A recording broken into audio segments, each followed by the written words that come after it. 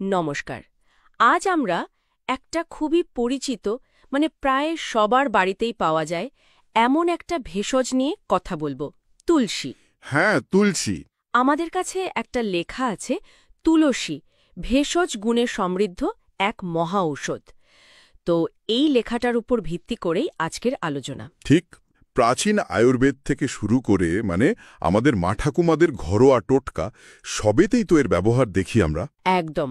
কিন্তু সর্দি কাশির জন্য যে ব্যবহার হয় সেটা তো আমরা জানি, কিন্তু এর পেছনে আসলে ঠিক কি কি গুণ আছে সেটাই আজকে আমরা একটু খতিয়ে দেখব এই তথ্যের ভিত্তিতে। এর আসল উপকারিতাগুলো কি, কিভাবে ব্যবহার করা যায়। হ্যাঁ, দেখা যাক। তাহলে আসুন একটু গভীরে যাই। চলুন। তো প্রথমেই এই লেখাটায় যেটা বলা হয়েছে সেটা হলো ইমিউনিটি বা রোগ প্রতিরোধ ক্ষমতা বাড়ানো। খুব গুরুত্বপূর্ণ একটা পয়েন্ট। হ্যাঁ, বলছে এতে অ্যান্টিঅক্সিডেন্ট আছে, অ্যান্টিব্যাকটেরিয়াল গুণ আছে। ঠিক। এই অ্যান্টিঅক্সিডেন্টগুলো তো আসলে কোষকে রক্ষা করে, তাই না, ফ্রি র্যাডিক্যালের ড্যামেজ থেকে। হ্যাঁ, আর অ্যান্টিব্যাকটেরিয়াল তো বুঝতেই পারছি, ইনফেকশন ঠেকাতে সাহায্য করে। একদম। বিশেষ করে ওই যে সিজন চেঞ্জের সময় সর্দি কাশি হয়, ঠিক, বা সাধারণ ঠান্ডা লাগা। হ্যাঁ, সেগুলোতে বেশ কাজের। আর লেখাটা বলছে শ্বাসকষ্ট কমাতেও সাহায্য করে। কিভাবে? কফটা কি বের করে দেয়? হ্যাঁ, সেরকমই। কফটা পাতলা করে বের হতে সাহায্য করে, এরকম একটা ব্যাপার। আচ্ছা। হ্যাঁ, আর এর কার্যকারিতার ব্যাখ্যাটাও কিন্তু বেশ ইন্টারেস্টিং। ওই লেখাটায় যেমন অ্যাডাপ্টোজেন বলে একটা জিনিসের কথা আছে। অ্যাডাপ্টোজেন সেটা ঠিক কি?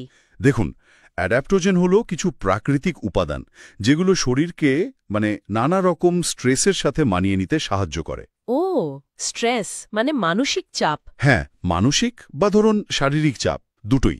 এটা শরীরকে একটা ব্যালেন্সে বা ভারসাম্যে রাখতে হেল্প করে। আচ্ছা, এই জন্যই কি বলে যে তুলসী খেলে মন শান্ত থাকে বা উদ্বেগ কমে?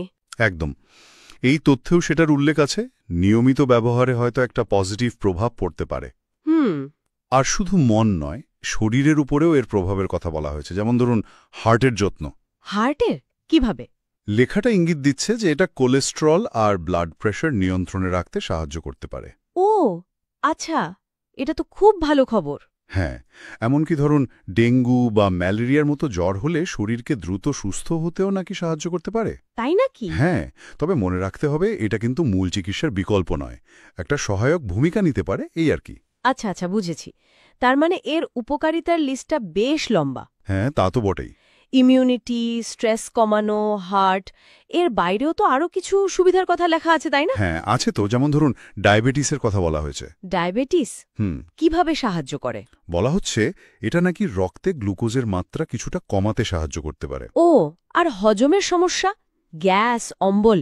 হ্যাঁ, সেটার কথাও আছে।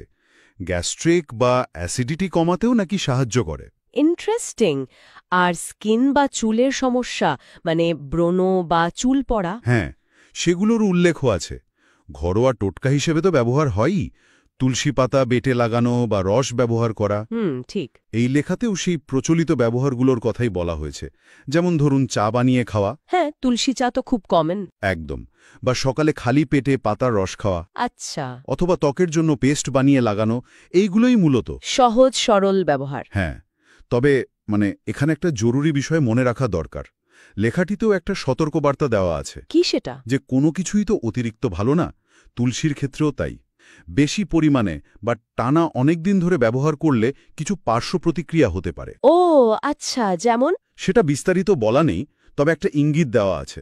আর বিশেষ করে গর্ভবতী বা যারা ব্রেস্ট ফিডিং করাচ্ছেন তাদের ক্ষেত্রে ডাক্তারের পরামর্শ ছাড়া ব্যবহার না করাই ভালো। তো একটা সাধারণ পাতা নয়? না, মোটেই না। এটা একটা মাল্টিটাস্কিং ভেষজ বলতে পারি।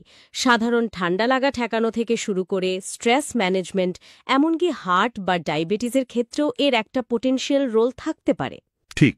আমাদের ঘরোয়া চিকিৎসায় এর যে এত লম্বা ইতিহাস, তার পেছনে যথেষ্ট কারণ আছে, বোঝা যাচ্ছে। হ্যাঁ। এই পুরো আলোচনাটা শেষে একটা অন্য চিন্তাও মাথায় আসে, তাই না? কি রকম? যে আমাদের চারপাশে প্রকৃতিতে কত সাধারণ জিনিসের মধ্যে হয়তো স্বাস্থ্য ভালো রাখার আরও কত সম্ভাবনা লুকিয়ে আছে। হ্যাঁ, তা তো ঠিক। এমন অনেক গুণ হয়তো আমরা এখনো জানিই না, বা জানলেও আধুনিক বিজ্ঞান দিয়ে সেগুলোর আরও গভীর গভীর গবেষণা দরকার। ঠিক বলেছেন। আমাদের পুরনো দিনের জ্ঞান আর এখনকার বিজ্ঞান, এই দুটো মিললে হয়তো অনেক সমস্যার সহজ সমাধান পাওয়া যেতে পারে ভবিষ্যতে। একদম, সেটাই ভাবার বিষয়।